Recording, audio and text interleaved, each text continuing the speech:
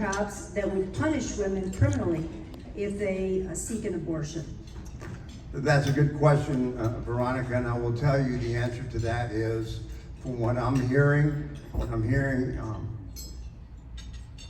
throughout the state from other members, yeah, it's going to hit us like a rock in the head. What's frustrating to me, there are 112 men in the House of Representatives. There are only 38 women. What's going on here? It seems to me that we need to be listening to women talk about that.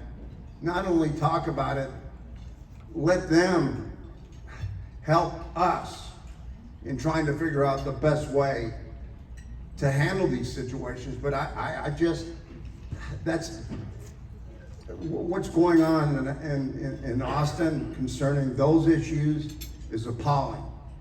And I don't think it's going to get any better. We, the Valley delegation, are going to do the best we can to hold down the fort.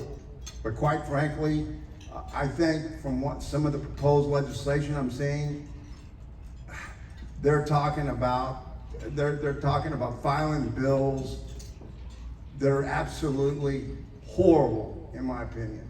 And you'll see what I'm talking about as we move along. But yeah, I think that the abortion issue, I just, when you think about that many men making that decision for all Texas women, and we have women moving out of the state,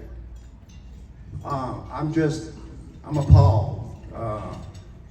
I really am. And I don't think that we have any business getting involved when we have so many other issues, so many funding issues, so many issues in the state of Texas, where we get bogged down on stuff like this. Senator, I know you were wanting to say something on that. The several issues. Here's what the feedback that I get from the constituents.